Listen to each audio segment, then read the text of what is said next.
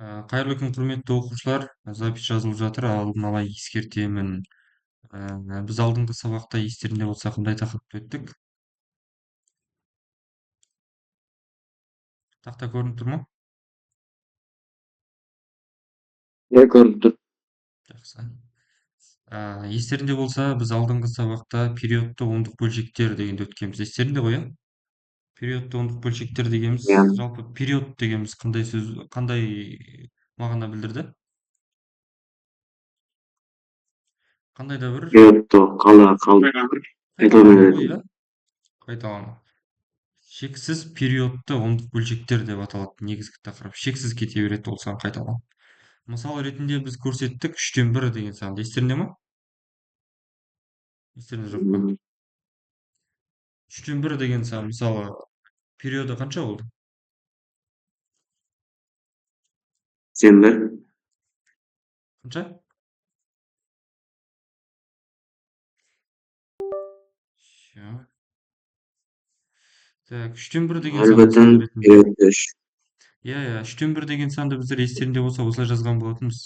Ол 1-ді 3-ке бөлу деген мағынаны білдірді. Осы кезде 0 бүтін периоды 3 деп жазған болатынбыз. Бұны периодты ондық бөлшектер дедік. Себебі бұл қалай кете береді? 0 бүтін деп шексіз 3 деп кете береді. Сондықтан мен бұның барлығын шексіз кетіп жатқандықтан жаза алмаймын да, мен жақша түрінде бүйтіп жазып қоятын естеріңде болса.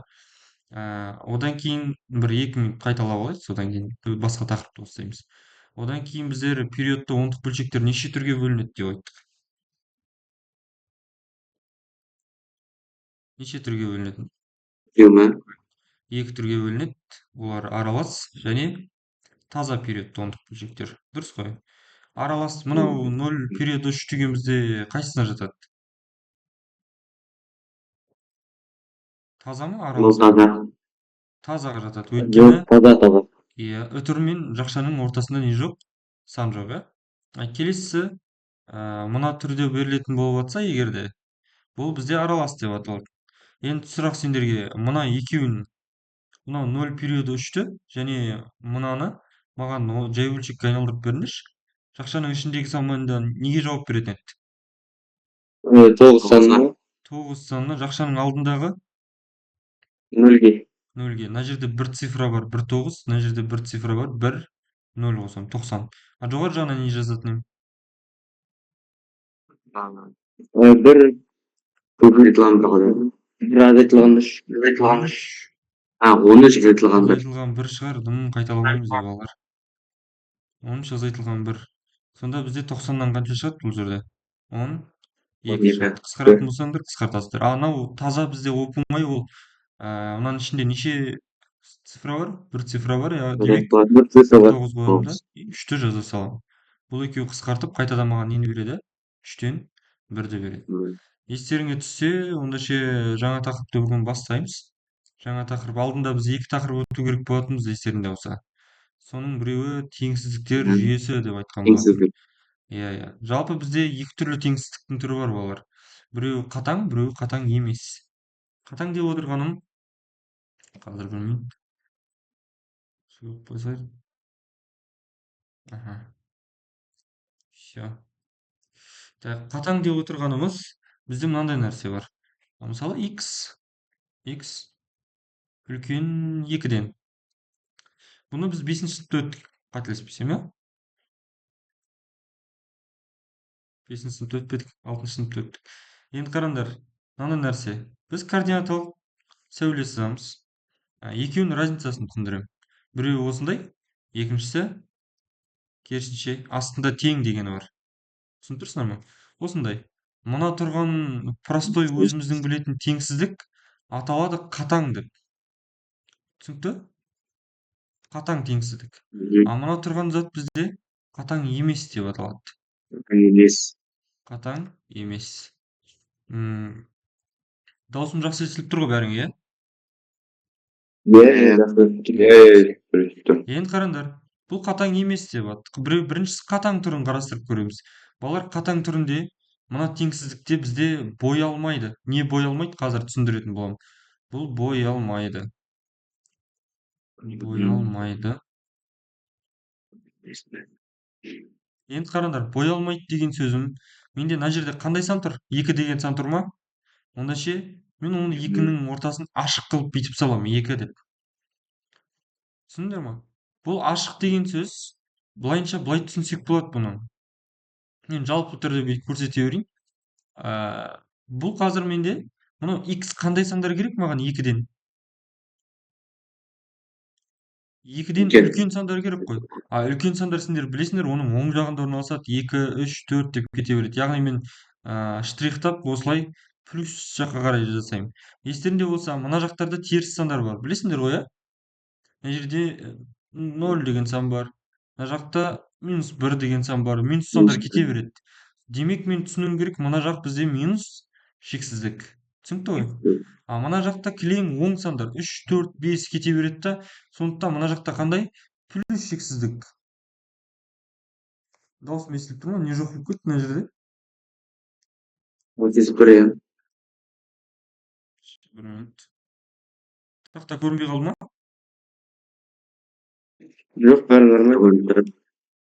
Менде екен ғой көрінбей қалған. Хорошо. Енді қараңдар. А, енді мына жерде мынандай зат бар. Плюс шексіздік, минус шексіздік деген затты айырып алдық қой, иә? Түсіне аламыз ғой. Оң сандар жағы, Мгм. минус сандар жағы деген сияқты.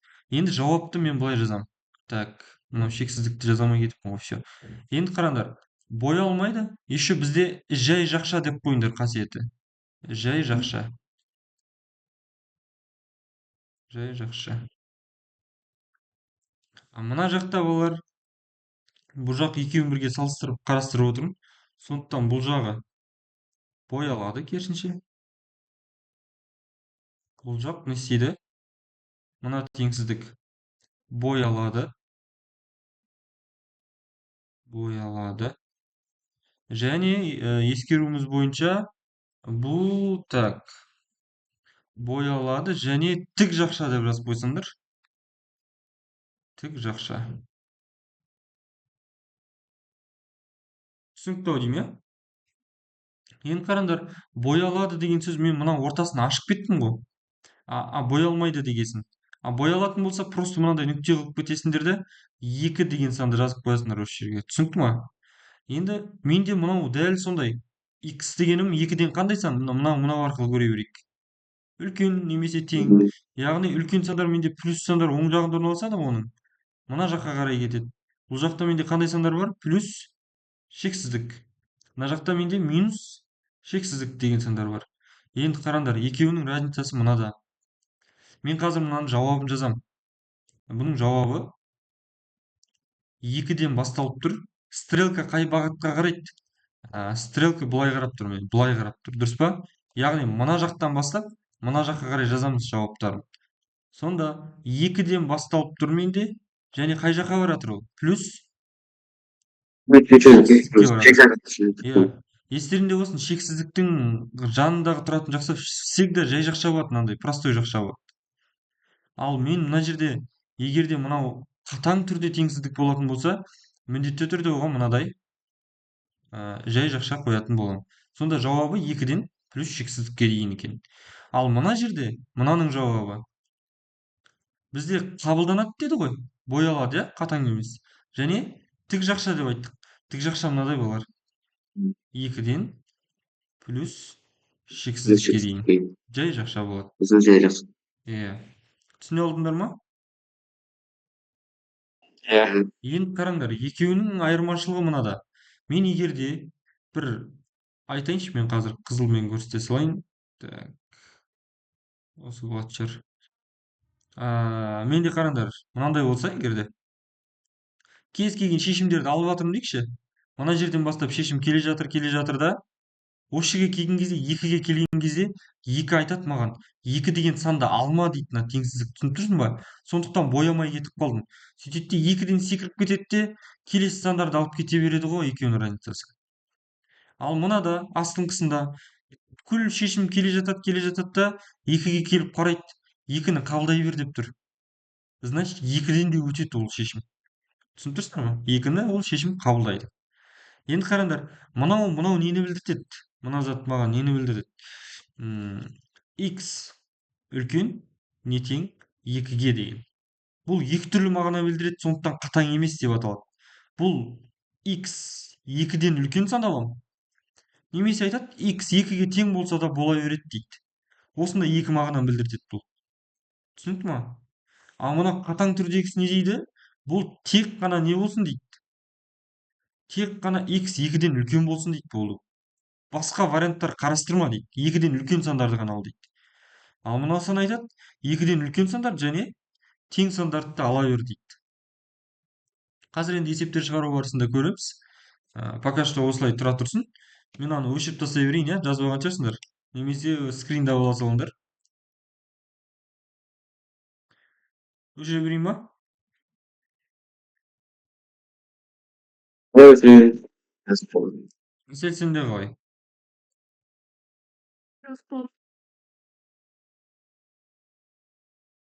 Все.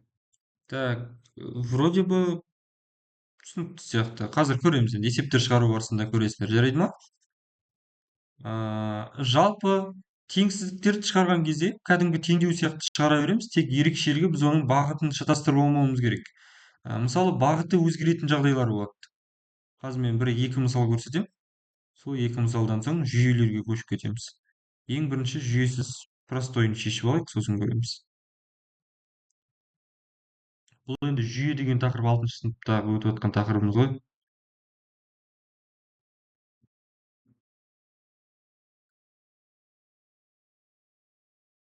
Қараңдар. Мысалы 2х кіші 4-тен. Мен енді балалар x-тің өзін ғана тауып керек қой бірінші. Сондықтан мынау 2 көбейтіліп тұр ғой. Не істеймін? 2-ге екі жағында бөліп тастаймын. Сол кезде x-тің өзі қалады. Мына жақта не қалады? 4-ті 2-ге бөлсек 2 қалады. Жауабы қандай болады бұның? Сразу бірден несін сызамыз? Сан сәулесін. Координаталық сәулені сызамыз. 2-ні бояла ма? Boyalı. Боялмайды ғой. Астында тең жоқ қой, бұның боялмайды ғой. Боялмайды. 2-ні саламын. 2-ден қандай сандар керек маған? Kim? Кіші сандар, яғни тең сандар. Nol. Кіші сандар оның сол жағында орналасады. Сонда сол жағында орналасса, мен мына жағымда қандай сандар бар? Минус шексіздік. Şıksızlıktan Сұрақ 2 değil. қалай жазам жауабын? Minus şıksızlıktan 2 değil. Дұрыс, стрелка қалай бағытталып тұр? Осылай бағытталып тұр. Демек, мына жағынан бастап, мына жағына қарай жазам деген сөз. Сонда жауабы минус шексіздіктен 2-ге дейінгі аралық. Енді қараңдар, минус шексіздіктен алдында және шексіздіктен кейін всегда жай жақша қойылады. А 2-ні мына теңсіздік айтып тұр, қандай жақша қой деп тұр теңсіздік. Простой жай жақша қоя сал деп тұр. Сонда минус шексіздіктен 2-ге дейін болады жауабы. Түсінікті ма арлар? Evet, tuttu. Енді дәл осы бірақ мынандай нәрсе. 2х минус 7 итал 5 дей салайықшы. 5.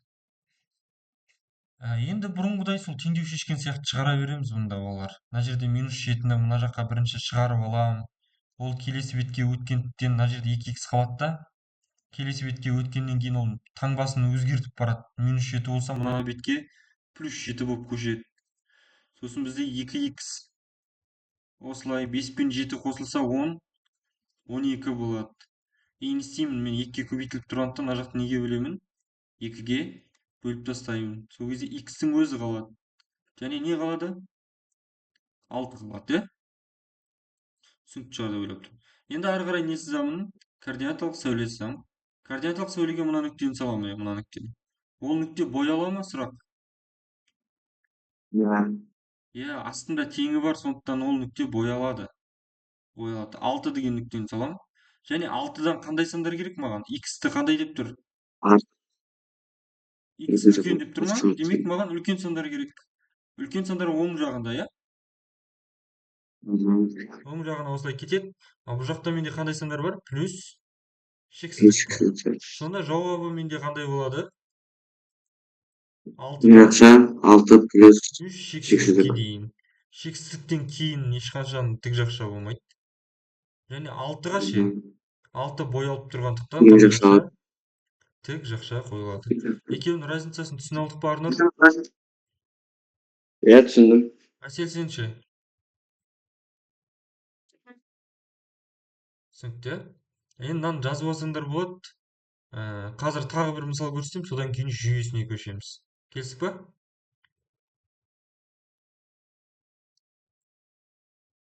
Өшіре берейін ба?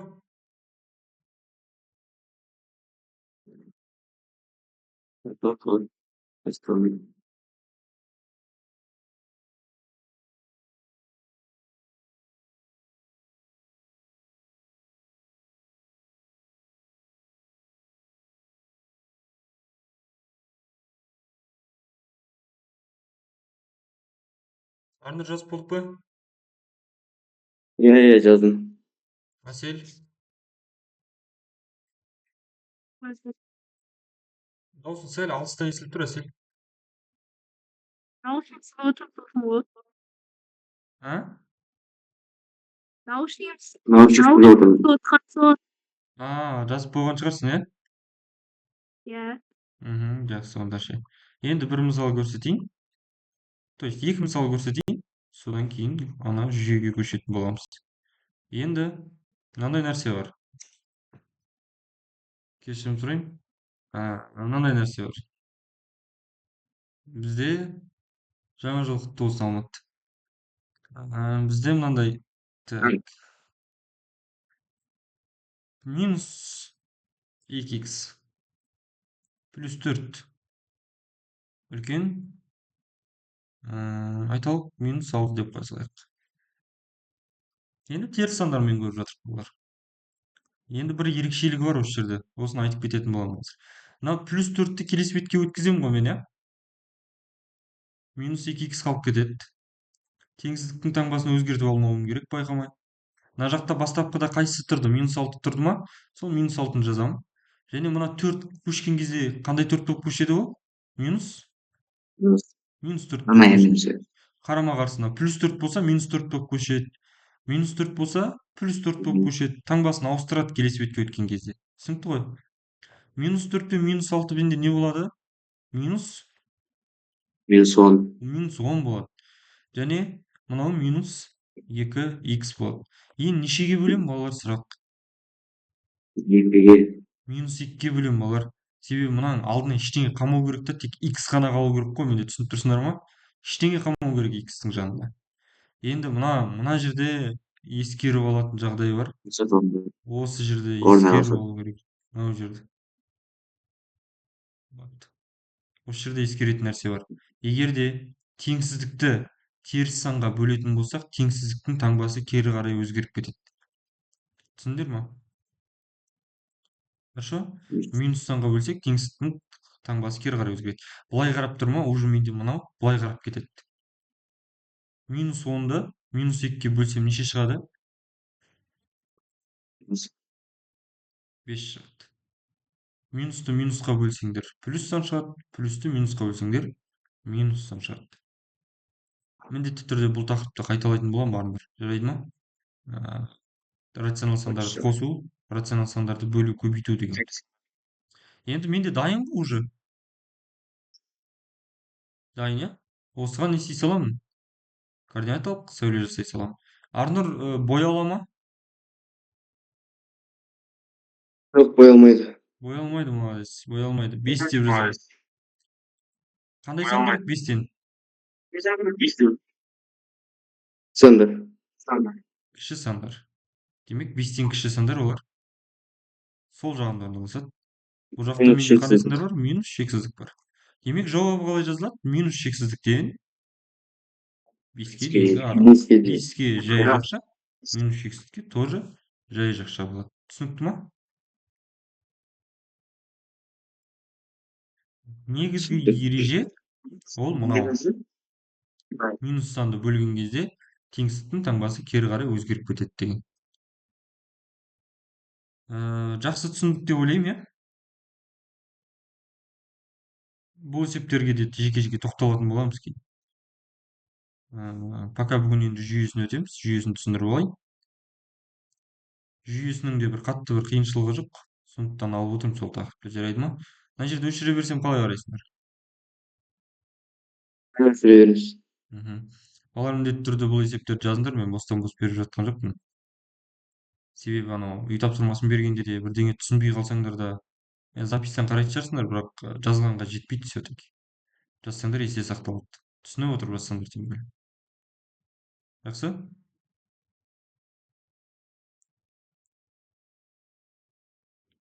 Енді неге көшейік? Жүйеге көшейік, иә? Жарайды ма? Так. Минут. Все. Есеп көріп тұр ма сендерге?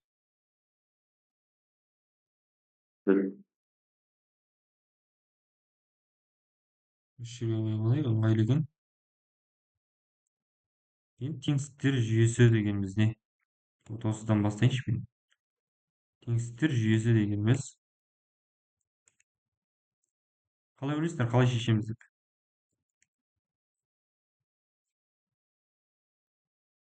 Мына біріншісін шешейікші. Мынандай деп тұр бізде.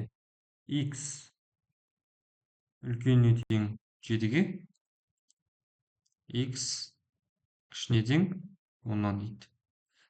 Енді балалар, бұларды біз негізі жеке-жеке қарастырып аламыз. Екеуін де бірге бір координаталық сәуледе саламыз. Сұрақ, 7 бірінші жазыла ма, 10 бірінші жазыла ма? 17. Негізі сандар қалай жазылады? Білесіңдер ғой, иә? Жетімен. Қара, 0 тұрады, 0 тұрады. Содан кейін 1, 2, 3 деп кете береді. Және сәйкесінше -1, -2 деп кете береді. Значит, мен түсінуім керек бір жағдай бар. Бізде мына жерде 7 бірінші жазылады. Түсініп тұрсыңдар ғой? Рет-ретімен жазуымыз керек қой. Олай сызсам 7 бояла ма? Боялады. Боялады. Демек бояп 7-ні жазамын. Балалар, неге сразу сан сәулесін, яғни координаталық сәулені салып кеттім? Өйткені дайын тұр ғой, мынау x-ің жанында сан жоқ қосылып тұрған, көбейтіліп тұрған сан жоқ, сразу сала бер деп тұр. Келесі 10-ды салам. 10 енді оның оң жағындағы, дұрыс па? Мына жағында орналасады ғой, 7, 8, 9, 10 бұл. Сондықтан осылай салдым. Енді осы 7-ге қатыстыны бірінші қараймын. 7-ге қатыстыны. Маған не дейді бұл жерде? 7-ден қандай сандар дейді? 7-ден үлкен сандар, иә? X үлкен деп тұр ғой. Демек, үлкен сандар оның қай жағында? Оң жағында. Оң жағына қарай штрихтаймын. Енді түсінікті ма? Енді қараңдар. Маған 10 дейді, міне 10. 10-ның қандай сандары керек? Кіші сандар керек 10-нан. Мына x 10-ға қарап тұр ма? X 10-нан кіші деген сөз. Кіші сандар менде қай жағында? Оның сол жағында орналасады. Балалар, енді естерінде болсын. Бұл жерде байқап қарасаңдар, екеуі де штрихталған нәрсе бар ғой, міне. Мына жер. Осының жауабы болады екен ғой. Түсіндік па? Екеуі де штрихталған жер бар. Сол жауабы болады. Мынаны қарашы, мына жерде бізде, мысалы, мына жерде үсті сызылғанда астында жоқ қой. Бұл жауап болмайды сонда. Мына жақта да солай, асты сызылғанмен үсті пустой тұр мына жерде. Яғни мына екеуі үстінен де астынан да өткен штрихталған жер жауабы болады. Ол қандай? 7-ден 10-ға дейін. Екеуіне де қандай не келеді? Жақша? Тік? Жақша. Себебі ол не істеп тұр? Боялып тұр балалар. Сұрақ? Сұрақ жоқ, ә? Арнұр, түсіндік па? Иә, түсіндім. Аха, жақсы. Так, келесі екінші, енді бұның бәрін шығарып отырмаймыз, арасынан екі-үшеуін шығарамыз да. Мысал есептерді көрсетіп, тағы не істейтін боламыз. Екінші V. Менде дайын уже. Бірінші есептердің бәрі екінші есепте почти дайын. Бірінші есептерді қараңдар. X үлкен 3-тен, X кіші 6-дан. Осыны салу керек маған. Сұрақ, бірінші 3-ті салам, иә? 3 бірінші жазылады. 3. Боялмайды ғой, иә? Боялмайды. 6 ше? Екеуі де боя алмайды. Тоже боя алмайды. Маған үштен қандай сындар керек? Үлкен. Үлкен сандар. Үштен үлкен сандар оның оң жағында орналасады. Оң Мінекей. жағында. Все, бұл жақта бізде плюс шексіздік бар. Келесі 6. 6-дан қандай сандар керек маған? Кіші Сандар. сандар керек, иә? Кіші сандар олар менің сол жағымда орналасады. Сонда жауабы шығып тұр ғой автоматом. Қай жерден? 3-тен 6-ға дейінгі аралық. Жай жақша ма, тік жақша ма? Жай жақша екеуі де. Жай жақша, просто болды. Қиын емес қой. Жаңағы. Қиын емес. Енді мынандай есептер бар. Д-ны көрсетейік. Так, x үлкен минус 1-ден x үлкеніне тең 2-ден. Көріп тұр ғой сендерге? Иә, көріп тұрмын. Иә, дайын болғаннан кейін мен автоматом нені сыза беремін? Координаталық сәулені сыза беремін. Сұрақ минус 1 бірінші жазыла ма, әлде 2 ма? Минус 1. Кіші, минус 1 кіші, сондықтан минус 1 оның сол жағына жазылады. Боя алмайды, иә? Минус 1. 2 ше? Болады. Боя алады. Минус 1-ден қандай сандар керек маған? X қандай деп тұр? Үлкен. Үлкен. Демек, минус 1-ден үлкен сандар менің оң жағымда. Дұрыс қой. Келесі, Иә. 2-ден қандай сандар керек маған? 2-ден. Үлкен. Үлкен. Тоже үлкен. 2-ден үлкен сандарды былай қарай жазамын. Сонда қиылысқан жер менде көріп тұрғандарындай жауап қандай болады? Мына жақта не бар менде? Плюс шексіздік бар. Сонда жауабы 2-ден Минус 1-ден плюс шексіздік. 2-ден плюс шексіздік. Тік жақша. Мына жер түсінбей қалды ғой деймін, иә? Міне екеуі де өткен жер мына жер ғой, байқап тұрсыңдар ма? Астынан да үстінде штрихталған жер мына жер міне. Міне тұр үстінен, міне тұр астынан. Демек жауабы осы 2-ден басталады да, мына плюс шексіздікке дейінгі жауап болады. Түсінікті ма? Арнұр, сұрақ бар ма? Өте түсіндім. Жоқ. Түсіндің ба? Иә, иә. Аха. Жақсы, онда ше. Қазір енді мынандай жауаптар болады, бұлар мен сендерге көрсете салайын. Так.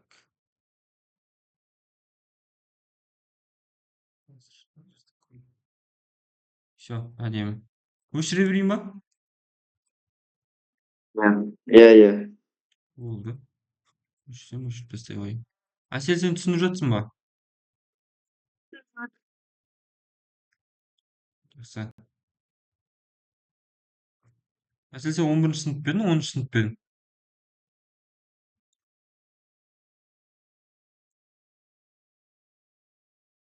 Естімей қалды ойым, иә? 10-шы сыныптамын. Болды. Жақсы, жақсы. Айтпақшы балалар, ескертіп қоя салайын, осы аптаның сенбі күні бізде сабақ қой. Осы аптаның сенбі күні примерно сабақтың бір 10-15 минутын неге арнаймыз? Тест осы уақытқа дейін өттік қой біздер. Информатикадан да алған шығар деп ойлаймын. Осы уақытқа дейін қандай тақырыптар өттік? Сол тақырыптардан тест аламын. Сол тест бойынша сразу бірден жауап беру керек, жарайды ма? Жауап беріп рейтинг Әрбіріне любой сұрақ бересіз бе? Әрбіріне любой сұрақ қоясыз ба, қалай? Әртүрлі есептер. Сендер де кәдімгі тест жазған шығарсыңдар. Иә.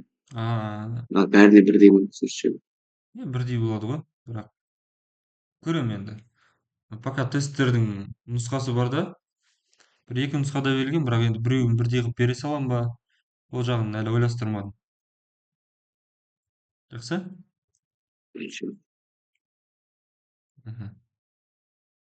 Енді қараңдар, мынандай болсын. Мен мына жерде ойдан біреуін бере салайын.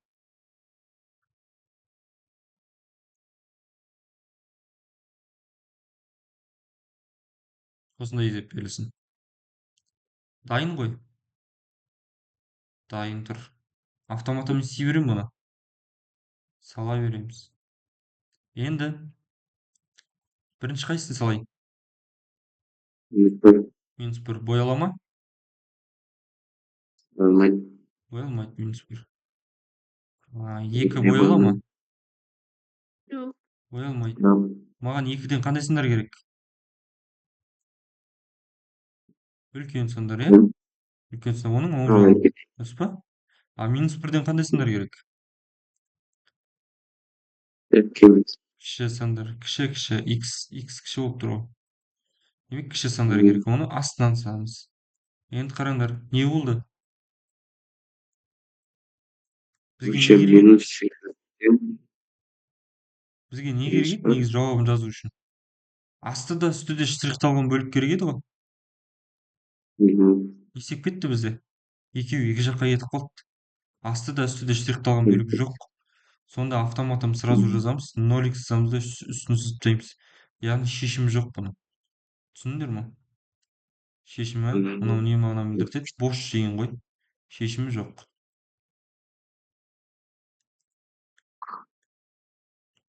Осы вариантты тастап кетуге болмады. Себебі бұндай есептер келіп қалса, біздер міндетті түрде шатасып қалмас үшін көрсетіп жатқаным жоқ.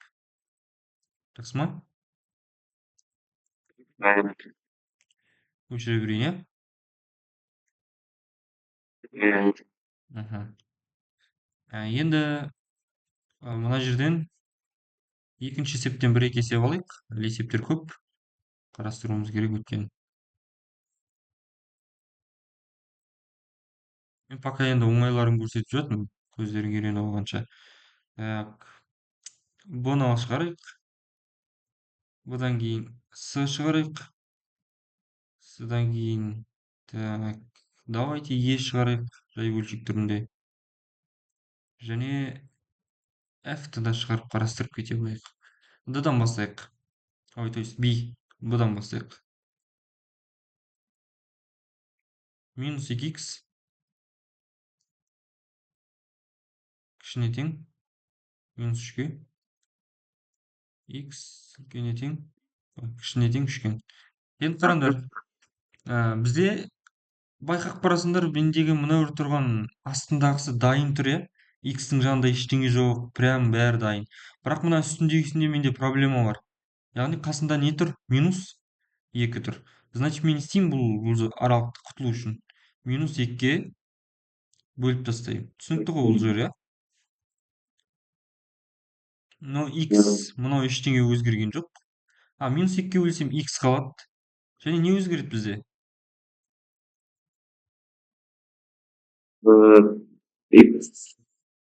Асылы өзгереді. Минус 3-ті минус 2-ге бөлсек қанша? 1,5. 1,5. 3-тің жартысы 1,5. Бәрін дұрыс жаздым ба болар? Жоқ, алып бермені. Дұрыс айтасың, мына жер дұрыс емес менде. Не себепті? Жаңа ғана айттым, минус санға бөлдім. Минус санға бөлетін болсам, немесе минус санға көбейтетін болсам, ол теңсіздіктің таңбасы кері қарай есеп кетеді, өзгеріп кетеді екен бұлар. Түсінікті ғой, иә? Арнұр түсінікті ма? Түсінікті. Жақсы. Енді координаталық сөйлес жазамын, дайын уже бәрі менде. Қайсысын бірінші жазайын? Қайсысы кіші, соны бірінші жазамын. Ол бізде 1,5, иә? Боялады ғой. 3-те боялады тұр, иә? 3-тен қандай сандар керек? Кіші сандар. Ол оның сол жағында, иә? 3-тен бастап салам. Енді 1,5-нан қандай керек? Үлкен сандар керек. 1,5-тен бастап, астынан бастап, оң жағына қарай жүреміз. Сонда жауабы бар ма екен бұның? Бар. Қай жерден басталады? 1,5-тен. Иә, 1,5-тен 3-ке дейін. Тік жақшамен екеуі де тік жақша болады. Болды, есеп аяқталады осымен. Түсінікті болды деп ойлаймын.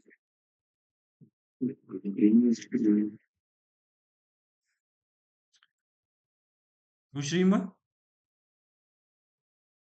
Ja, өшірейін. Менімен қатар бірге шығарып отыр деген сенімдемін. Сол себепті өшіріп тастап жатырмын.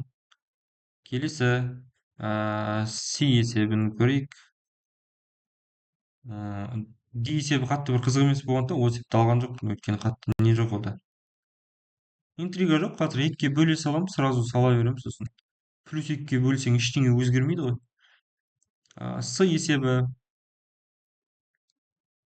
Бұл да мынау мысалы негізі дайын тұрған есеп, бірақ енді қайсысы үлкен деген заттарға байланысты кішкене осы санды алып жатырмын. Бағана минус 2 мен 1,5-ның қайсысы үлкен? Үлкен, -1,2. Иә, естеріңде болсын, егер нөлге қай сан жақынырақ, сол сан үлкенірек болады теріс сандарда. Минус сандарда. Мысалы қараңдар, мына жерде бізде минус 1 бар, иә? Мына жерде бізде минус 2 бар. Мына минус 2 мен минус 1-дің қайсысы үлкен десе, мына минус 1 үлкенірек. Себебі нөлге жақын орналасқан. Түсінікті ғой? Минус 1 мен минус 0,175-ті салыстыр десе, минус 0,175 үлкен болады. Себебі ол 0,0-ге жақынырақ. Түсіндіңдер ғой? Минус 100 бен минус 1-ді салыстырсам қайсысы үлкен? Минус 1 үлкен. Арны түсіне алдың ба екеуінің разницасын? Иә, түсінікті. Иә. Сондықтан мен мынаны әдейі алып отырмын, қай сан үлкен, қай сан кіші екенін білу үшін. Енді яғни мен қазір бірінші қай санды салам? Кішісін салам ғой бірінші. -2. Минус 2-ні салам. Бояла ма? Боялмайды. Және жанына жақындатып кішкене минус 1,5 деген санды саламыз. Минус 2-ден қандай сан керек маған? Үлкен сан керек. Үстінен салайық. Оң жағында минус 1,5-нан кіші сан керек. Олар сол жағында. Сонда жауабы қай жерден қай жерге дейін? Минус 2-ден минус 1,5-ге дейін. Жақшалары жай болады. Түсіне алдық па балалар? Иә, түсінікті. Аха. Я бұл есепті алған себебім мен теріс сандардың қайсысы үлкен, қайсысы кіші екенін ажырата алсын деген ниетпен берілген есеп қой. Жақсы ма? Енді Е есебі. Есін шығарып тастайық. Бұл жерден жай бөлшектерді санға бөлу күрделі болуы мүмкін. Жай бөлшектерді санға бөлуді білеміз ба? Негізі мен алдын 5-ші сынып білетін шығар деп оларды өтпедім ғой деймін. Кез келген жай бөлшектерді бөлу үшін, мысалы 5-тен 3-ті айтайық, мысалы 2-ге бөліп жатсақ, естерінде болсын, жай бөлшектерді бөлген кезде ереже бар бізде. 2-ның астында 1 бар десек айтып қояйық. Бүтін сандардың астында 1 бар деп елестетеміз. Сонда жай бөлшектерді бөлу үшін оларды бірінші санды жаза салам. Бөлуді көбейтуге алмастырам. Және екеуінің орнын, екінші санның екеуінің орнын алмастырамыз. Сол кезде бұл 2 мен 1-дің орнын алмастырады да 2-ден 1 болады. Менде қысқаратын сандар жоқ қой, мына жерде 1 мен 5 қысқармайды, 3 пен 2 қысқармайды. Егер де қысқармайтын болса, оның бөлімі мен бөлімі, алымы мен алымы көбейтіліп кетеді. 5 пен 2-ні көбейтемін 10, 3 пен 1-ді көбейтемін 3, 10-нан 3 болады демек. Түсінікті ғой? Бұл жай бөлшектерді бөлудің ережесі. Енді мына жерде қазір жай бөлшектерді бөлудің бізде бір қатты бір қиын емес түрі беріліп тұр екен. 2х мындай 3-тен 2 және 5х кіші 10-нан деген. Екеуі де дайын емес, иә? Екеуі де дайын емес салуға. Яғни мен екінші жолды нешеге бөлем? Бұл қиын емес қой қатты. 5-ке бөле салам. Бірінші жолды 2-ге бөліп тастаймын, иә? Өйткені 2х-тің алдында 2 деген зат тұр. Енді мен түсінуім керек. Мына жерде екеуінде де х қалады. Екіншісіне оп-оңай екен, екіншісіне неше болады мынау? 10-ды 5-ке бөлеміз. 2 болады. Дұрыс па? Енді мынау ғой маған проблема болып тұрған 3-тен 2-ні 2-ге бөлу. Ол енді мен ойша бөлетін болсам 3-тен 2-ні бөлу 2-ге деп алам. дәл солай 3-тен 2. Анын астында 1 деп алам. Бөлүүдү көбүйтүүгө алмаштырам. 2-ден 1 менен алмасады, э? Тең болады. Мына жерде 2 менен 2 кыскарат балдар. Эң жакшысы бул 2 менен 2 кыскарып кетет да. Сонда нече калат менде? 3-тен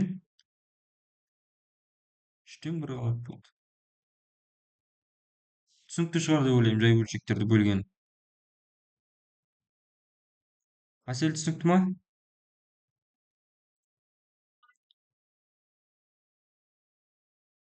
Қайсысы кіші сан менде? Қайсысы кіші? 3-тен 1 кіші ма, 2 кіші ма? Bir kişi.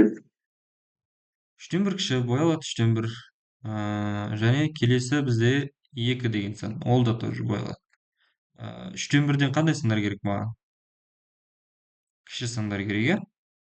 3-тен 1-ден кіші сандар менде оның сол жағында. 2-ден қандай сандар керек? Кіші тоже, иә? Кіші сандар оның. Мен мына жерде қателесіп кетпедім бе, балалар? Öldürürüz onu. А? Niye bu işte? Niye Дұрыс, bu дұрыс. işte? 2 боялмайды, иә? 2 боялмайды, дұрыс. 2-ден қандай сандар керек маған? Кіші сандар керек. Олар оның сол жағында. Шешімді көріп тұрсыңдар ма қай жерде екенін? Иә, мына жер ғой, мына жер ғой. Демек, шешім менде не болады? Мына жақта қандай сандар бар менде? Минус Minus шексіздіктегі 8. сандар. Демек, жауап менде минус шексіздіктен 3-тен 1-ге дейінгі аралық болады. Тік жақша ма? Тік жақша. Себебі 3-тен 1 Ya. боялды. Арнап түсіндің ау деймін, иә? Ne çıktı? Жақсы, өте жақсы. Все, осы есеп болған. Мынаны енді жазып болсам да жоғарғы жағын өшіре берсем.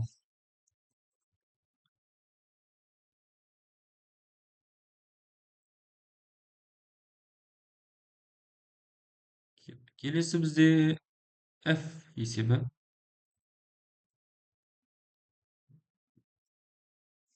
F есебі бізде алған себебім ондық бөлшектер берілген екен. Ондық бөлшектерден қиналмаймыз ба, бір қарай салайық деп. 2,5x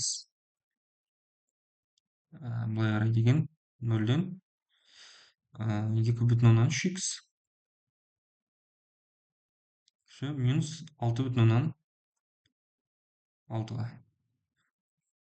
Енді бұл екеуі де дайын емес қой, байқап тұрғандарыңдай, иә? Екеуі де дайын емес есеп. Яғни алдында коэффициент бар. X-тің өзі жалғыз қалып қойған жоқ, сондықтан бұл дайын емес деп аталады. Енді бұл жерде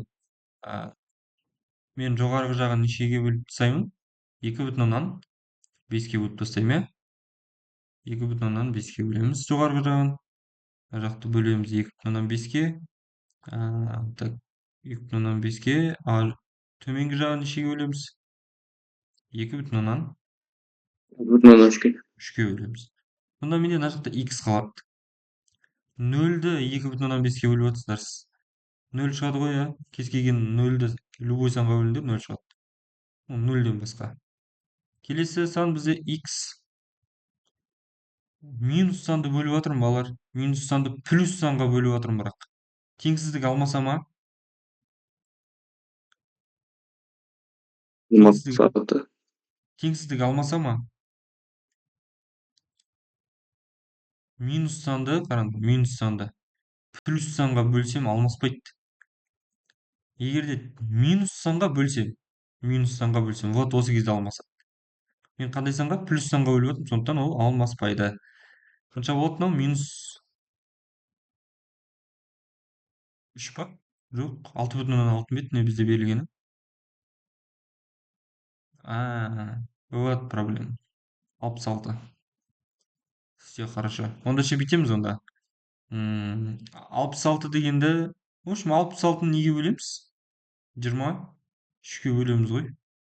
Түсініп тұрсыңдар ма? Енді мынау бөлінеді деп айта алмаймын нақты. Өйткені Birden biri. бөліне қоймайды ау 66 23-ке. Бөлінбейді екен. Hayır. Так, бүйтеміз онда ше балалар. Бөлуді бөлшек сызығы ретінде жазып беремін. түсініпсіңдер ма? Минус 6,6-ны бөліп жатырмыз 2,3-ке. Енді біздің есебіміз бардак болмау керек қой. Ондық бөлшекте тұр, жай бөлшекте тұр. Сондықтан мен одан ондық бөлшектен құтылуым керек. Екеуін де нешеге көбейтемін мына жерде? 10-ға көбейтіп жіберемін. Не себепті 10-ға көбейтіп жатырмын? Егер де 10, 100 деген санға көбейтетін болсам, үтір жылжитын еді ғой артқа қарай, естеріңде ма? Мына үтірден кейін менде бір ақ сан бар ғой, көріп тұрсыңдар. Значит, артында бір сан жылжыту үшін 10-ға көбейтіп жатырмын. Сонда менің есебім мынадай болайын деп тұр ғой. 0 x кіші минус қандайдан? Так. Минус 66-дан, то есть 23-тен 66 болайын деп тұр. Түсінікті ма мына жерім? Иә. Енді қараңдар. Мен енді мынаның қандай сан екенін білуім керек қой негізі. Минус 2,1 бірдеңе ма, минус 3,1 бірдеңе ма, оны білмей тұрмын. Сондықтан оны неге айналдырып алайын? Аралас санға айналдырып алайын. Оның қажеті де жоқ сияқты, себебі мына есептің менің ойымша шешімі жоқ сияқты. Так. Сонда да айналдыра салайық, өйткені алдағы уақытта может шешімі бар есеп осыған байланысты кездесіп қалатын шығар. 66-ның ішінде 23 неше рет бар? Керек. 2 рет бар. Демек бүйтіп саламыз ғой біз. Минус 2,23-тен қанша қалдық қалады? 20. 20 қалдық қаламын. 20 деп жазамыз, болды. Сонда мынау 2 какой-то бірдеңе деген сан екен ғой. Мен осыны аламын да не істеймін енді? Дайын болғаннан кейін координаталық сәулеге саламын. Қайсысы кіші? Түсінікті, минустан кіші. Иә? 0 мен минустан салыстырсақ 0 всегда үлкен. Минус 2,23-тен 23-тен 20. келесі боялатын нүкте менде 0 нүктесі. 0-ден қандай сандар? Үлкен сандар керек, иә? Осылай кетеді. Мынадан қандай сандар керек екіншісінен? Кіші сандар керек. Кіші. Не істеп кетті? Екеуі екі жаққа кетіп қалды. Демек жауабы жоқ. шешімі жоқ. Бос жиын.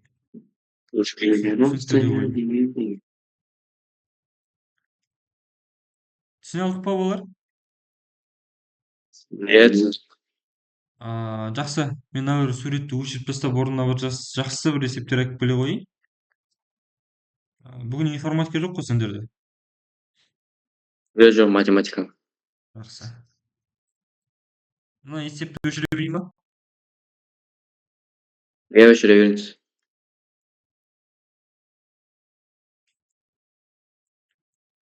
Мына жақтан так.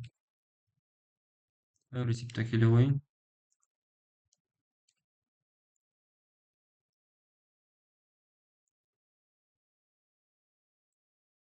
Жалпы теңсіздіктер жүйесін түсіне алып жатсыңдар ма?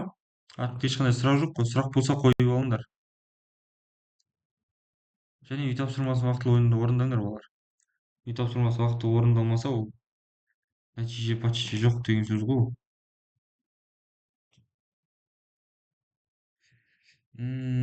Так.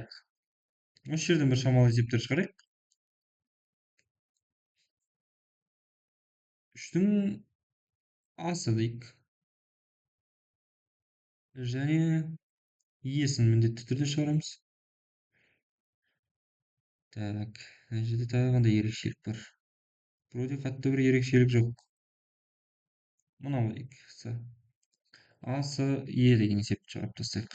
Есебі жүйе 3х плюс 4 кішіне тең 0-ден х минус 1 үлкен 0-ден. Кәдімгідей дайын емес есеп қой мұны. Біз оны дайындауымыз керек енді. Х-тің өзін алып қалуым керек. Ол үшін істеймін. Мына жердегі плюс 4-ті келесі бетке өткізіп тастаймын. Сонда не болады менде? 3х. Бұлай жасасаңдар болады. Бұлар бүйтіп жүйе салып отырғыларың келмесе, онда жеке-жеке жазып алыңдар. 3х плюс 4 кішіне тең 0-ден х минус 1 үлкен 0-ден. Осыларды жеке-жеке шығара салу оңайырақ. Түсіндіңдер ма? Мен қазір минус 1-ді мына жаққа қарай өткіземін. Ол не болады? X үлкен плюс бірден болады. Болды ғой. Бұдан проблема жоқ, иә? Вот мына жерде сәл емес енді. Қатты проблемада емес, бірақ енді. Мына плюс 4 келесі бетке өткен кезде не болады бізде? Минус 4 болады. Мына жерде не істеймін енді? Минус 4 3-ке бөлінбейді ғой менде, дұрыс па? Не болады? Не түрінде жазамын? Минус санды плюс санға бөліп атым. Жай бөлшек түрінде жазамын ғой. 4 3-ке бөліп атым деп. Түсінікті ме, Арнұр?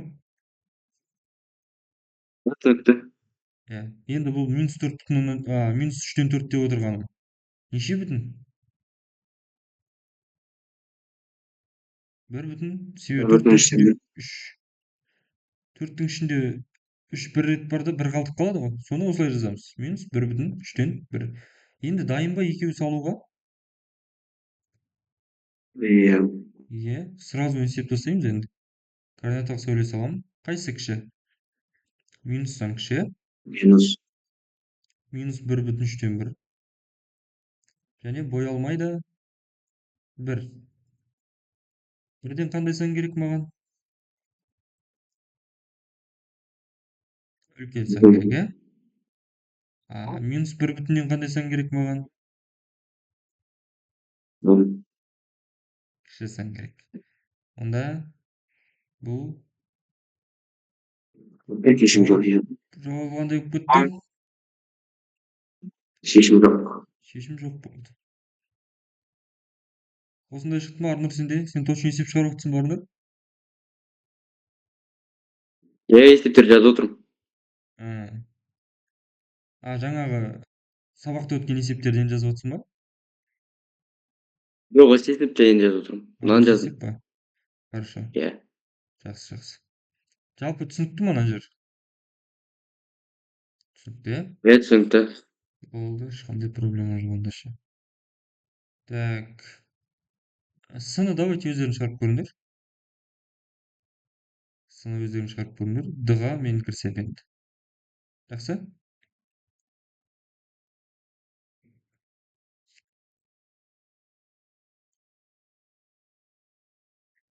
Мағай.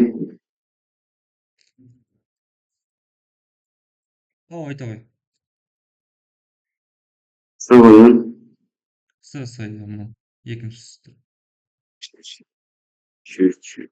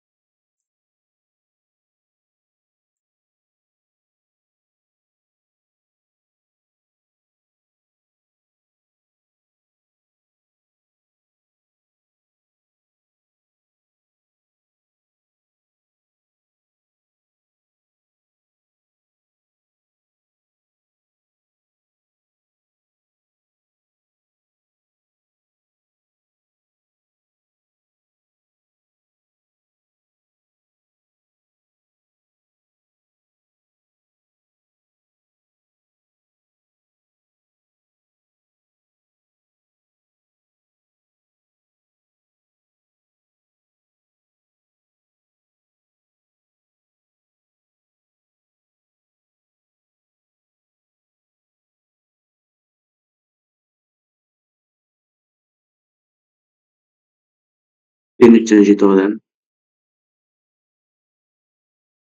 Жауап бар ма? Ау. Жауабы бар ма?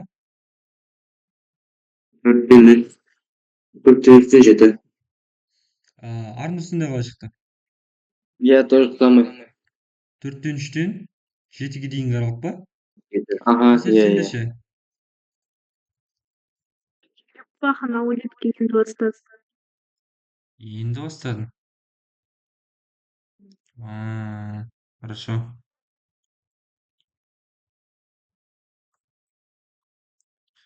Так, енді түсінікті ғой мынау 4х минус 3 деп отырғанымды 3-ті келесі бетке өткізіп алам, иә?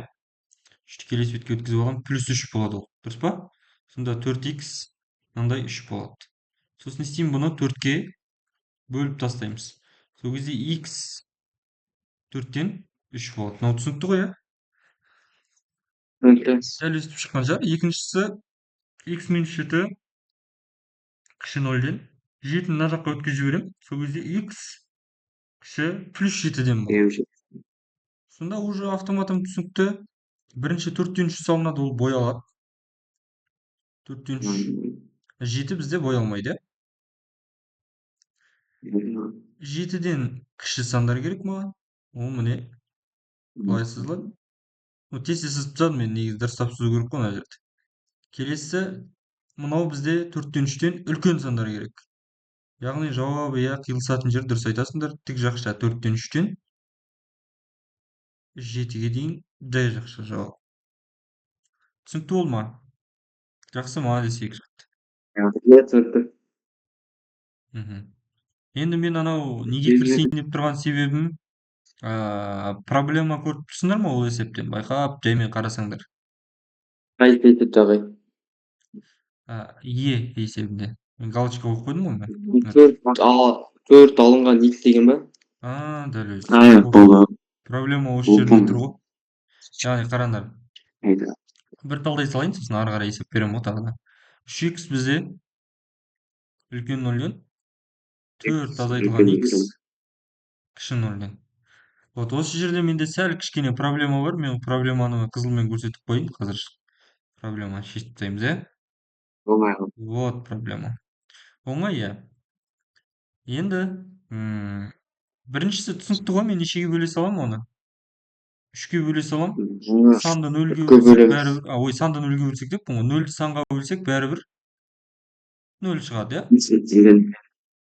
Екіншісі менде 4 минус x үлкен 0-ден деді ғой, Мынандай нәрсе бар, просто қазір мен санды былай қарай өткізсем, менде ол минус 4 болып өтеді. Минус 4 болып өтеді. Және мынау x еш жаққа көшкен жоқ қой. Таңбасы өзгермейді, оның алдында минус тұрма, минус болып тұра береді. Енді екеуінің минусын қысқарту үшін мен минус 1-ге көбейтуім керек. Или минус 1-ге бөлуім керек. Мына минус деген сан, алдында минус 1 деген сан бар деген сөз ғой. Соны түсініп алыңдар. Сол минус 1-ге бөлдім, плюс x шығады. Екі жағындағы минустар кетіп қалады. Сосын не істейді? Минус санға бөліп отқандықтан теңсіздіктің таңбасы кері қарай алмасып кетеді. Болды, осы ғана проблема менде. Осы проблема, кішкентай проблема шешіліп кетті уже. Бірінші не болады? 0 боялмайды. 4 тоже боялмайды. 0-ден үлкен сан керек. Кетті жауап. 0-ден үлкен сандар кетіп қалады. Және 4-тен кіші сандар болады. 4-тен кіші сандар менде сол жағында. Сонда жауабы қандай болады? 0-ден 4-ке дейінгі деген жауап бола салады екен. Қалай? Қиын ба?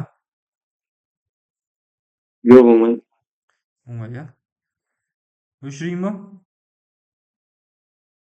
Өшіре беріңіз.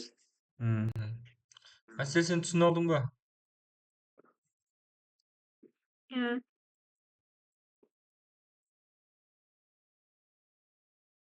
Алмат, сен жаңа жылдағы бейнең жоқ болып кетті ғой что-то.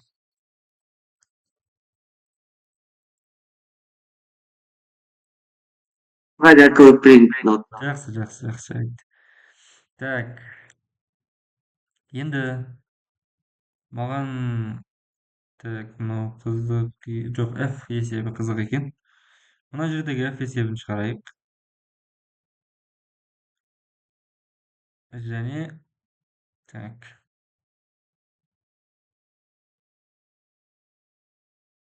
Есеп қалай болар екен? Жарайды, f-ті Bu есебін шығарайық. және e-ні шығарып көрейік та. Осы есепті шығарып көрейік. Енді қарасаңдар, e есебі екеуін жеке-жеке жазып алайыншы сразу, 8-ден 3x минус 2 кіші 2-ден. Және x үлкен 4-тен 3-тен. Мынауым дайын, қоршап қоя берем, мынауымды 2-ні бірінші мына жаққа өткіземіз, 8-ден 3x кіші нешеден болады? 4-тен болады. Бұған келісесіңдер ғой, Енді не істеймін бұны? Бөлемін нешеге? 8-ден 3-ге. Сонда x мынандай 4 бөлу 8-ден 3 деп жазамын. Енді осыны есептеген кезде мен миымда не жүріп жату керек? 4 көбейту бағана айттық қой, иә, орындары не істейді екінші санның? Ауысады 3-тен 8 болып. Енді 4-тің астында 1 бар. Қысқаратын сандар көріп тұрған жоқпыз қой, иә? Қысқару үшін біреу үстінде, біреу астында болу керек қой. 4 пен 3 қысқармайды, 8 пен 1 қысқармайды. Демек, алым мен алымы, бөлім мен бөлімі көбейтіле салады. 3-тен қанша болады? 32 бола салады. Енді бұл 3-тен 32 деп отырғаным қандай сан? 10 бүтін 10 бүтін 3-тен 2. 3-тен 2 жақсы. Иә, болды, дайын уже. X бізде кіші, 10 бүтін 3-тен 2-ден деген. Міне дайынын тауып алдық. Енді осыны сала саламыз просто. Қайсысы үлкен екенін түсініп тұрған шығарсыңдар. Бүтін жағынан ақ көрініп тұр ғой, иә? Қоя алмайды екеуі де. Бірінші 4-тен 3-ті салам. Себебі оның бүтіні 0, 0 бүтін. Мынаның бүтіні 10 бүтін, сондықтан ол үлкен. Оның оң жағына жазылады. 10 бүтін 3-тен 2 деп жазылады. Енді 4-тен 3-тен менде x үлкен. Значит, менде былай қарай сызылады. Осылай қарай сызылады. Келесісі менде 10-нан 3-тен кіші дейді. Түсінікті шығар енді жауабы. Жауабы 4-тен 3-тен 10 бүтін 3-тен 2 деген жауап. Екеуі де жай жақшалар екен. Түсінікті болды ма? Иә, түсінікті. Жоғарысын өшіре берейін ба? Иә. Алмат, сен болдың ба?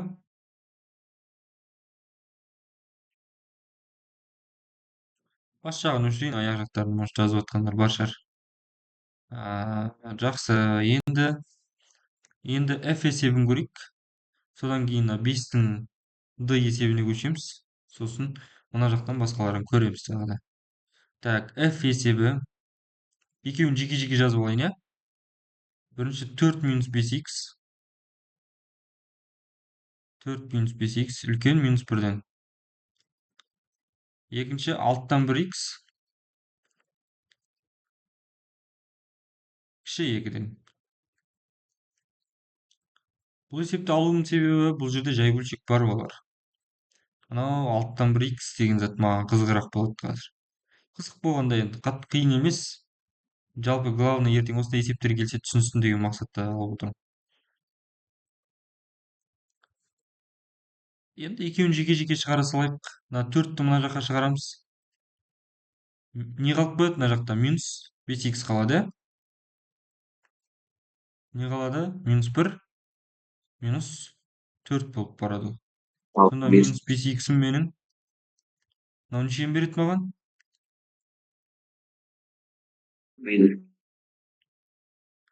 Минус 5 береді. Таңбалары бірдей болса таңба өзгермейді, және бір-біріне қосылады деген ереже бар. Және не істеймін мен бұны минус 5-ке бөліп тастаймыз. Сол кезде не болады? X былай неше болады? Дұрыс жаздым ба?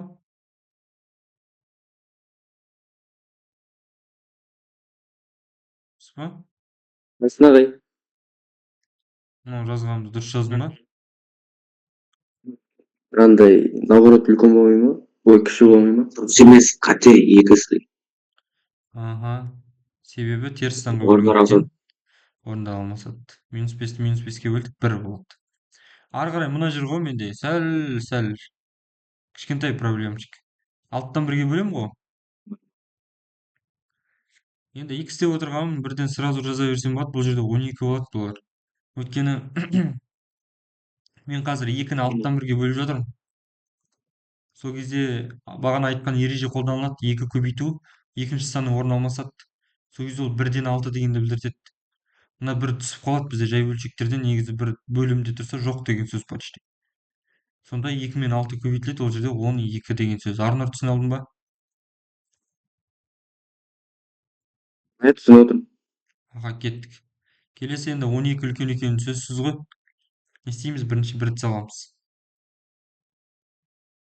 Так, бір бой алмайды, 12 тоже бой алмайды. 12-ден кіші сандар керек. Бірден қандай сандар керек?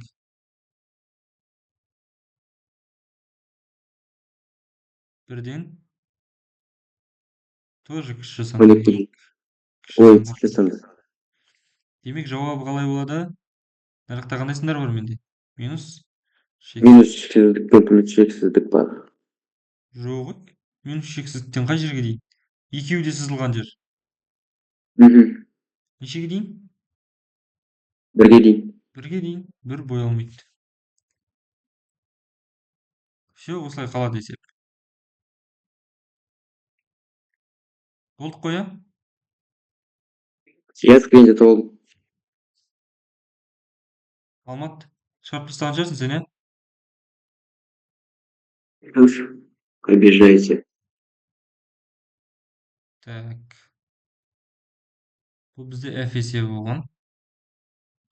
Енді мынау алтының дейін шығара қойық. Содан кейін тағы көреміз.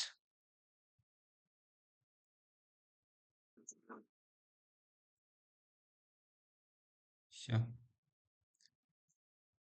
Әсел түсініп отырсың ба? Мен сені көрмегеннен кейін білмей отырмын түсінбей жатқандарыңды. Иә, түсінікті.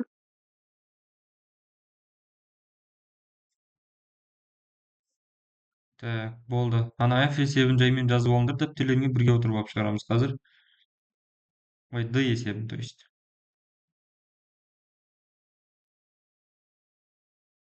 D. Екеуін жеке-жеке жазып алайын сразу, иә?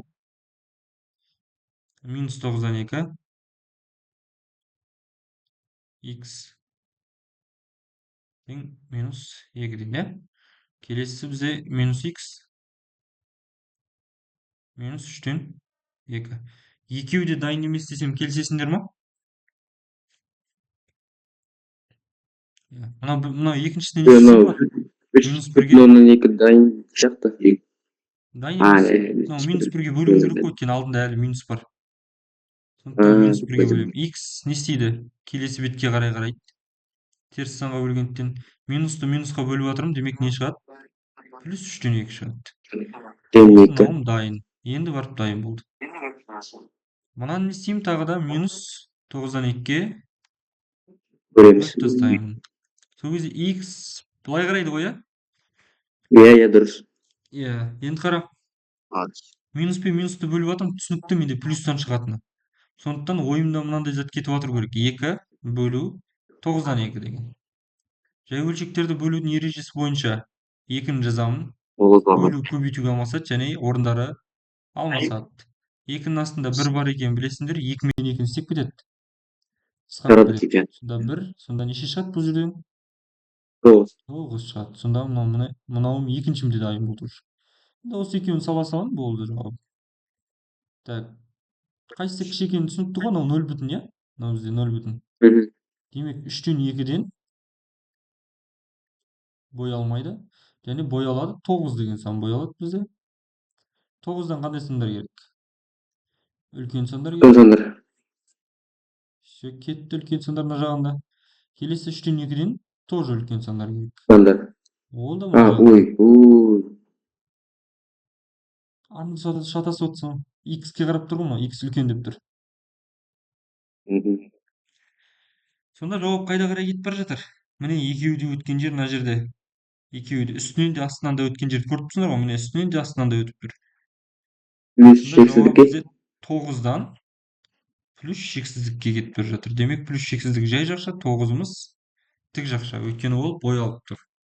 Хорошо? Түсінікті болса тез жазып ала қойыңдар.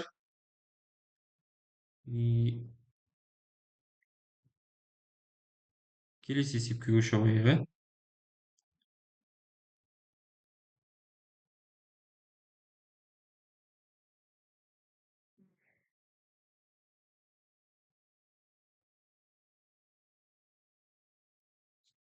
Все, өшіре берейін ба?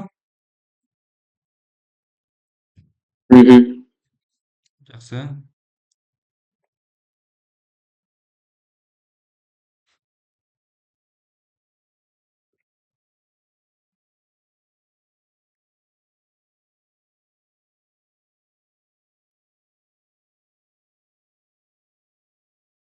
Всё. Так, нарақты шамалы есеп алып қалған екенмін. Балар енді шамалы жаңа тақырып және күрделілеу болғандықтан сәл ұзақтау болады сабақ. Негізі шығаруымыз керек біраз есеп, сондықтан сәл ұзақ болады бүгінгі сабақ, түсінікті? Енді қатты ұзақ емес, бір ары кетсе бір 10 минут қосылатын шығар. 10-15 минут. Жарайды ма? Десе. Соған қарай записіміз де сәл ұзағырақ болады енді. Жақсы. Байқап қарасыңдар, енді келесі есептер де не подарок есептер ғой, көріп тұрсыңдар, иә? Сондықтан адан бастап шығарып көрейік бір екі есеп. Мынадан бір есеп шығарайық, ана жақта біреу тұр, тағы да одан бір есеп шығарайық, сонымен сабағымызды примерно аяқтап қалады ау, соған қарай. Жарайды ма? Так, жеке-жеке жазып алайын. Астында 2х қосылған 5 кішіне тең 12-ден және минус х плюс 4 кіші минус 5х-тан. Енді не істейтінімді түсініп тұрсыңдар. Сандарды бір бөлек, х-тарды бір бөлек жинаймыз негізі. Сандарды оң жаққа қарай жібереміз. Сол кезде 2х кішіне тең 12, мынау плюс 5 мына жаққа не болып барады? Минус 5 болып барады, иә? Минус 5 болып. 12-ден 5 азайтылса неше болады? 7 болады. 7. И 2-ге бөліп тастай саламыз. 7-ні 2-ге бөлсем қанша шығады? 3,5 шығады. Дәл солай мен де қарап тұрсыңдар, мына минус 5х мына жақта қыдырып жүр ғой екіншісіне. Мынау дайын уже. Мынаны қоршап қоя салайық. Мына жақта минус 5х қыдырып жүр, білмеймін не істеп жүргенін. Соны мына жаққа қарай өткіземін. Сонда мына жақта менде минус х бар. Еще қонаққа мына жақтан 5х келе жатыр. Не болып келеді ол? Плюс 5х болып келеді. Плюс. Және ана 4-ім менің мына жаққа не болады? Минус 4 болып барады. Түсінікті ғой? 4-ті де көшіріп тастаймыз мына жаққа. Сол кезде менде мынау не болады? Таңбалары әртүрлі болса, үлкен санның таңбасы қойылады да бір-бірінен азайтылады деп айтады. Яғни 5х-тікі плюс, мынанікі 1 ғой, мынанікі 1х-тікі минус. Таңбалары әртүрлі, үлкені 5 қой. Осы 5-тің таңбасы қойылады, ол плюс сан, яғни плюс сан шығады. Және бір-бірінен азайтылады. 5-тен 1-ді азайтамын. 4 қалады, 4х болады. Енді істеймін, 4-ге бөліп тастаймыз. Сонда бізде х кіші болады неден? Минус 1-ден. Дайын ғой, дайын. Екеуін де дайындап алдық. Екеуін де енді координаталық сәулеге жазамыз. Қайсысы кіші сан? Минус 1. Иә, минус 1. Боялмайды. Минус 1. Және боялады бізде 3,5. Иә, 3,5. 3,5-нан қандай сандар керек маған? Сандар. Кіші сандар. Кіші сандар. Жоғары жағынан кіші сандарды сол жаққа қарай белгілейміз. Минус 1-ден тоже Кіші сандар. кіші сандар керек. Минус 1-ден кіші сандар мына жаққа жасалады. Сонда жауап менде қандай болады? Мына жақта теріс сандар болғандықтан минус шексіздік бар Минус менде. шексіздіктен минус 1. Жақсы, жақсы. Минус шексіздіктен бастап минус 1-ге дейінгі аралық. 1-дің жақшасы? Жақсы. Жай жақша. Простой А, жақша. ой, жай жақсы. Ой, жай жақсы. Жай жақша. Аха. Түсіне алдыңдар ма? Иә, түсінікті. Бұлдан есеп түсінікті болса, қалған есептердің үй жұмысын аласыңдар. Б, Д, Е, Ф, С. Қазір скрин жасай салыңдар. 5 есепті бірақ қойғай. Бәрі. Мынау 5 есеп бірақ. Осы жерді скрин жасап алыңдар да, қазір 1 минут тұра тұрыңдар. Видео қоса салайын, иә? Қосылып тұр ма? Иә, қосылып тұр. Иә, біреуің скрин жасай салыңдар осы жерден, және группаға жібере салыңдар. Жақсы? Сөз қағаз беріп.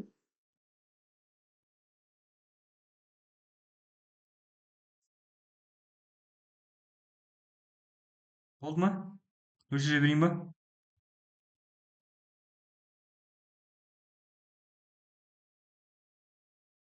Так, өшіре берсем болады шығар.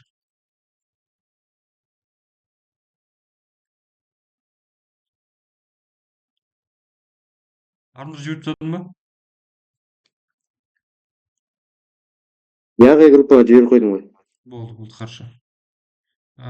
Кеттік. Енді соңғы бір есептердің мына жаққа мен дайындаған соңғы есептер мына қалып кетпесін. Көп есеп беремін балар. Математикадан енді. Біраз есеп шығаруымыз керек. Үй тапсырмалары өйткені орындалмай жүр.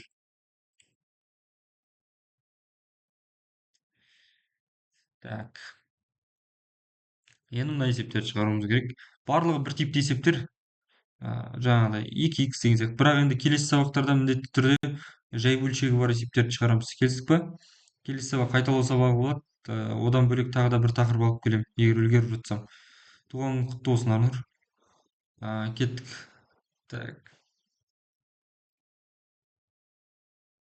Айна Гарри Поттердің істеп отқанлар. Жарасады екен, иә? Менің. Биін алайық. Биін алайық. Давайте. Бұны шығарып көрейік енді. Аяз ата мына бұны шығарсақ болатын шығар, иә? 5х минус 3 тең 3х минус 7. Екеуін жеке-жеке жазып алып отырмын. 3х-ті мына жаққа өткіземіз, 3-ті мына жаққа өткіземіз. Сонда менде 5х. Кілең звездалармен отыр. Қайрат Нұртас отыр мына жерде. Так, 5х минус 3х. Және мына жақта не болады? Минус 7 қалып кетті ғой, иә? Осы минус 7 мына 3 мына жаққа көшкен кезде плюс 3 болып көшеді. Хорошо? Сол кезде 5х-тан 3х-ті айтсақ бізде 2х қалады. Минус 7-ге 3-ті қоссақ қанша болады? Арнұр, саған сұрақ. Минус 7-ге 3-ті қоссақ қанша болады? Минус 4, молодец. 2-ге бұны бөліп жібереміз. Сонда х кішіне тең минус 2-ге болады. Дайын ба? Дайын, иә? Аха. Так, екіншісінде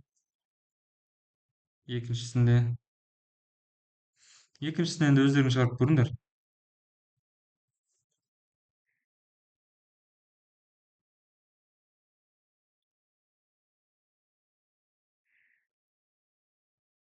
Қайрат Нұртас есебің шығып жатыр ма?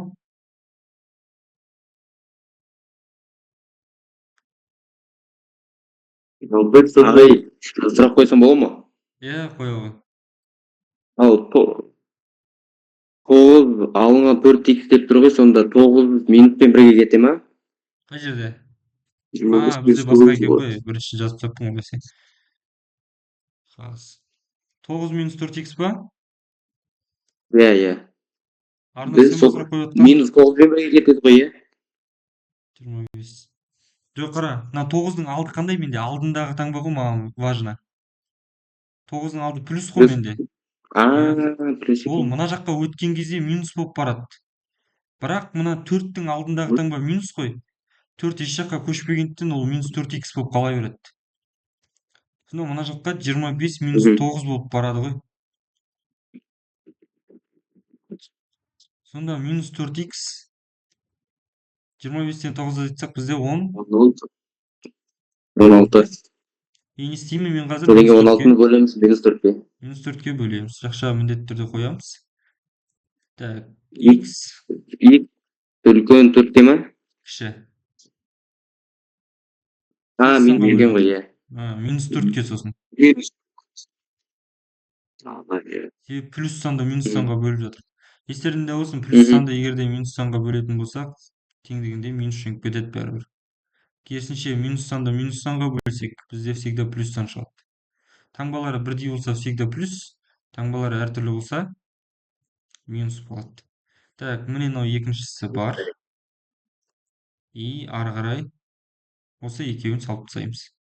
Так, минус 4 үлкен ба, минус 2 үлкен ба? То есть кіші ма? Қайсысы кіші? Минус 4 кіші. Минус 4 кіші. Оқыған Қайрат Нұртас екен, иә? Минус 4 кіші. Одан кейін минус 2 боялады бізде. Минус 2. Минус 2-ден қандай сан керек? Кіші емес па?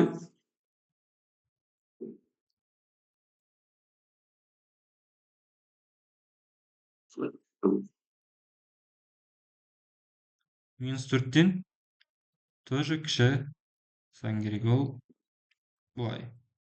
Жауабын айтасыз ба? Гарри Поттердің атасы? Жауабы так -4-ке. Молодец. -6-тен -4-ке дейін. Хогвартсқа барасыз енді. Ну, түсінікті ғой, иә? Иә. Саған береді менің концертімді. А? Саған ертең орталық стадионда болады Алматыда. Енді, иә, Береді. дәл осылай скриндай қой да. Группаға жібере қой.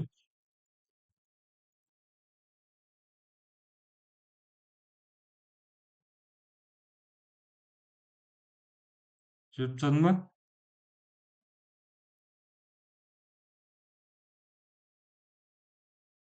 Иә, жібердім аға, жібердім. Жақсы. Өзің фотоңда арыстанмен жоқ болған жоқсың ба әйтеуір? Так, Жоқ. жаппадың ба? Жақсы. Енді қараңдар. Үй тапсырмалары болар. Ана жақта қанша есеп бердім мен жаңа? 5 есеп бердім ғой деймін. Иә, иә, 5 есеп. Тоже мына жердегі нешеу бар? Мына жерде так 4-еу, 5-еу, мына 5-еу, 5-еуі, 6. еще 6, 7. 7 есеп. 7-ге 5 қосамыз, сонда 12-ақ есеп беріппін ғой жұмысына. Түсіндіңдер ма? Қандай 12 есеп? 12-ақ есеп. Келесі сабағымыз Ого. өйткені сенбі күні болады ғой. Енді бір-бірден шығарсаңдар да үлгересіңдер негізі. 2 күн бар. 12 есеп жүздаға тяжко болады. Хотя бы енді орындаңдар барынша. Ол қатты қиын есептер емес қой бағанағылар. Өздерің көріп тұрсыңдар, қысқа-қысқадан шығады. 12 есептен тек күнде орында деп жатқан жоқпыз. Сізге де береді орталық стадионда концерт. А? Орталық стадиондағы концертке билет бересің ба? Абдым. Жақсы. Бірінші мен записьті өшіре қояйын. Запись жүріп жатыр ғой бізде.